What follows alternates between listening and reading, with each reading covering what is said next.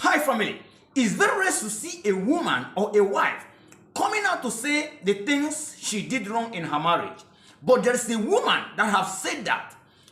I think there's something we need to learn here. Pastor Jerry Eze's wife came out to advise single ladies, came out to advise married ladies. Guys, let's watch what she says. You know, hot-tempered, that's even the word, hot-tempered. You know, so I was hot-tempered and probably because I watched my parents, I didn't really regard people. I didn't know how to give respect to people. So these were things, and I was stubborn. I was very stubborn. I was stubborn and highly opinionated. Wow. That's the combinations. That's serious. That's explosive. I'm telling you, highly opinionated. So, and I loved to argue. Whoa. I could argue.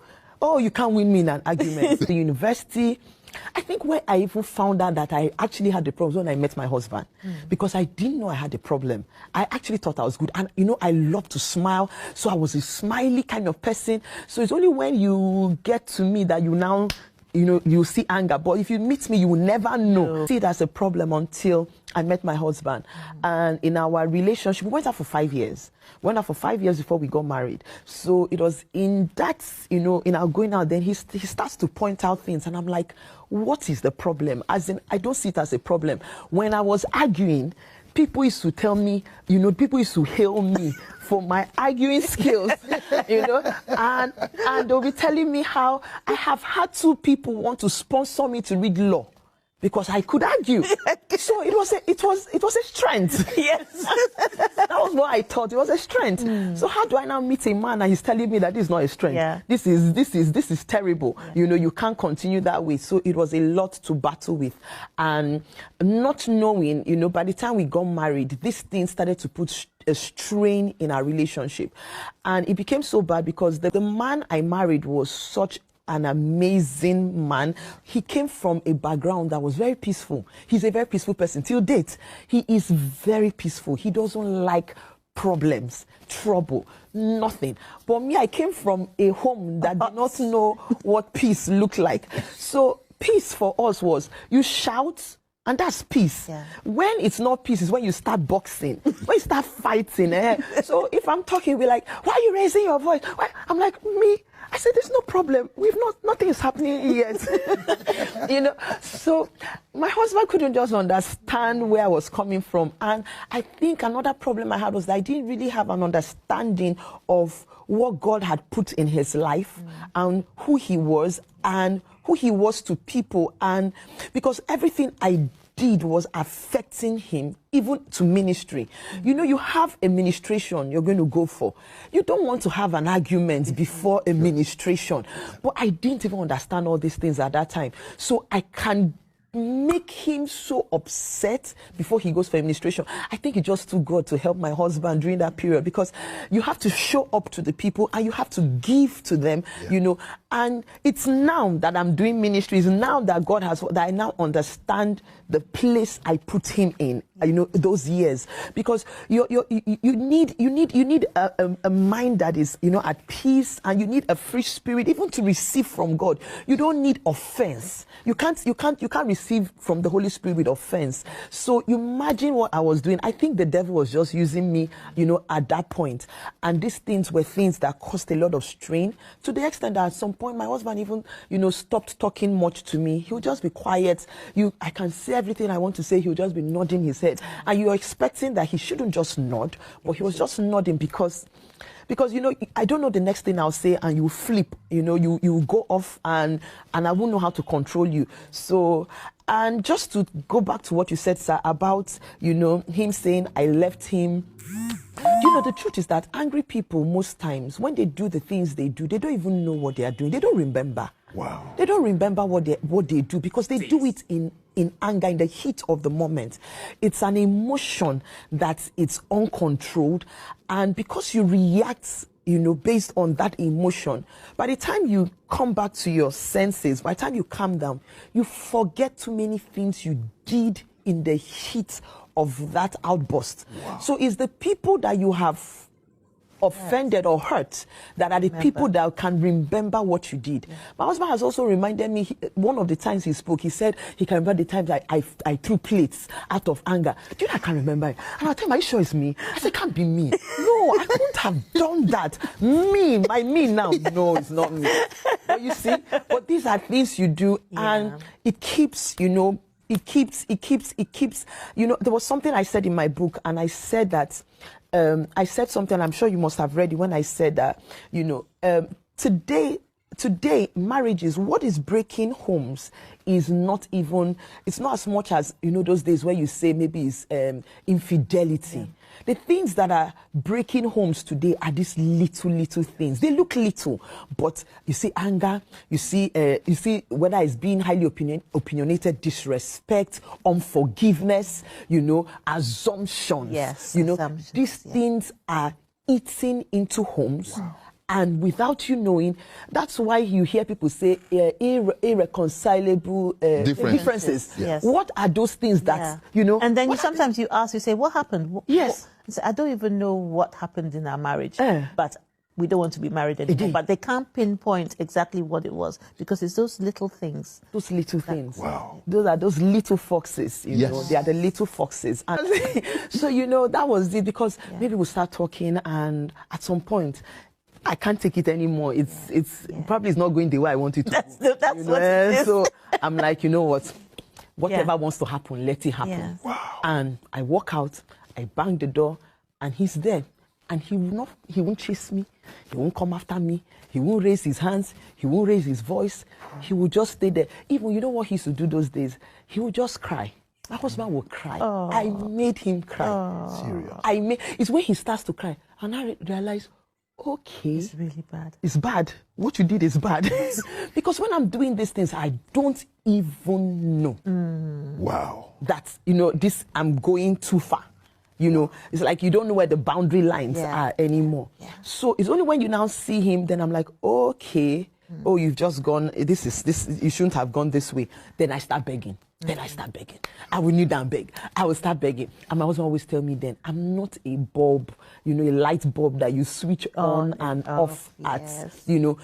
Days into our marriage and all that, and I was talking to my wife about something. My wife just clears the entire table. There were breakable plates and breakable cups on top of the kitchen and all that, and I was talking to her. She just used her hand like this, cleared all of them on the ground. Yes, serious clearing.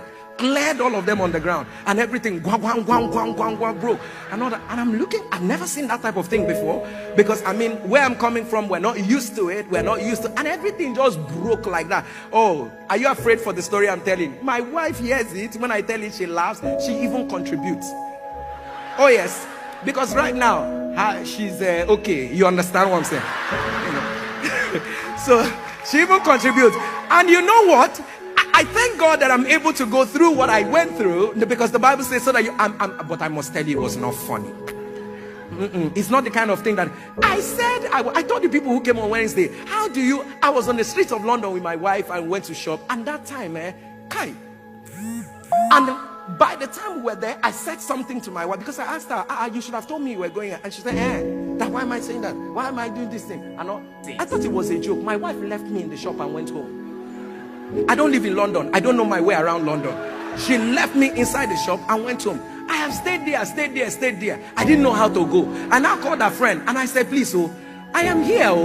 I don't know how to. I'm calling my wife and my wife is not picking the phone.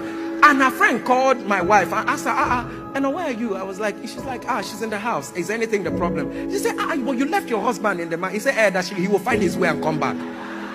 Have I found before? I've never found my way to come back. And the truth of the matter was that was how she left me. Her friend had to be the one that would bring me back. And you can imagine that type of life. You can imagine that type of. One day my wife looked at me. One day I was talking to her. She said, hi, you have a problem. I told her, yes. What is the problem? She said, the problem is that you like peace too much. Heaven bear me witness. She said that. He said, you like peace too much. I said, I like peace too much. He said, yes. You like peace too much. I'm praying with my wife one day, and then we're praying. And she says to me, oh, my time is almost gone. And she says to me, while the prayer was going on, she touched me. Summarize.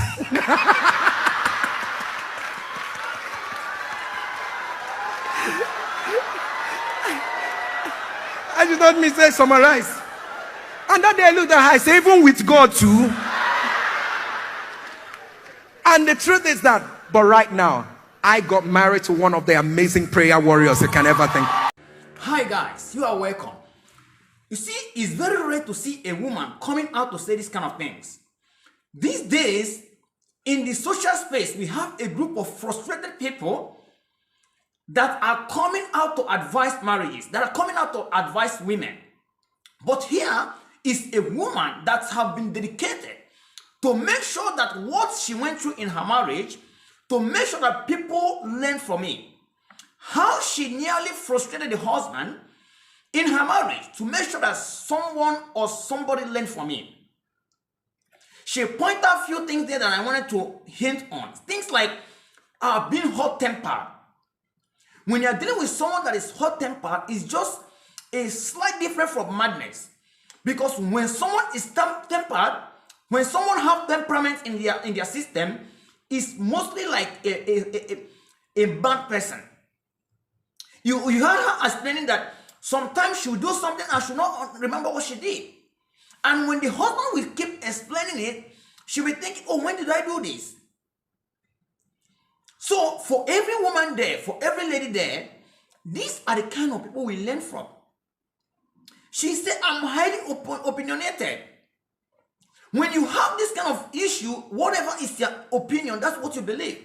You don't want to consider the opinions of others. Yes, and this is how she grew up. And these are things that most of us have to know. The background you come from, they may be doing things differently in that background. That doesn't mean that it's right. You might come from a background where things are done wrongly, and because everyone is doing the same thing, you might think it's right. So it's good sometimes look at other people's opinion. Think of other people's background. Put it together. And another message for any woman and any woman there. Before you say I do to any woman, before you say I do to any man, try to know the background the person comes from. Yes. Knowing the background the person comes from, how do they do things in their house? What is the family culture that is existing in that house? Today, Pastor Jerry Eze's wife has come out to say this because of the kind of person she married. Because of the kind of person Pastor Jerry Eze is. If it's any other guy out there, probably should be in their mother's house now. So someone here might be saying, oh, he took in all these things. Yes, he took it because he's a real man of God. A common person like me and other guy might not take it. Yes. So the wife is giving this testimony right now. The wife is trying to let us learn from this right now because of the kind of man she married. If she married a common person or not even a pastor, we're not talking about pastors now here now.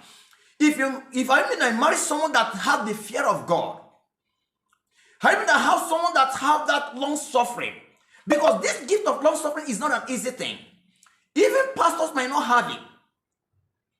So even it's not every pastor that can bear what Pastor Jerry Eze bear on the wife. So these are the things we need to understand and we need to learn from it. Whom you are getting married to, the man or the woman you are getting married to, have you studied the background the person comes from? How do they do things? Do you think it's something you can correct? Do you think it's something you can work on? These are very, very important things. I was asking someone recently, I said, when you were talking to this guy, when you were talking to this woman, what are you guys talking? Why are you not paying attention to the most important thing? Why are you guys paying attention to the job the person is doing, how beautiful the lady is? These things are not saying that they are not important. They are important. But there are other things that are more important. There are characters. There are backgrounds that someone comes from. All these things are very, very important. And you see, she said something. She said, people hail her for her argumentative character. This is things that happen in marriage and in ladies' life. People might be hailing you for things that is wrong. We are living in a world of fake people. We are living in a world where people will even applaud you for things that are wrong. You can argue, and people are saying, oh, even people give her, try to train her on scholarship to read law. Because what? She can argue. But this kind of trade, can you stay in a husband-wife house with this kind of trade? The characters you possess right now, that people are hailing you for that character, as a man and as a woman, can this character sustain you? Can you use this character to stay with a woman? Can you use this character to stay with a man? That is the thing. And look at Pastor Jerry Eze, he bear this thing for 5 good years. Even after 5 years, he still continue bearing it. So how many men out there can bear this? If you ask me, am I able to bear it? I can tell you practically no. But she is very lucky, like as she said, she's very lucky to have a man like that. So if you're out there watching me, I ask you, the characters you have, can a man bear it? The characters you have, can a woman bear it? And that's your opinion. Can you give way for other people's opinion? Can you understand over other people's opinion first? These are the things that happen in our marriages. She said, I don't know how to respect people. And this is the problem we have in marriages today. Do you know how to respect people? Not knowing how to respect people is enough for the man to kick him out of the house. But because of she is very, very lucky to marry a man like Pastor Jerry Eze. That is why she is out to advise us today. So it's very good we learn from this. It's very good we learn from this. So I don't know where you're watching from. What do you think about this? Whatever is your own comment, please let me see it at the comment section. Guys, watch out for my next video. I'm coming up. God bless you.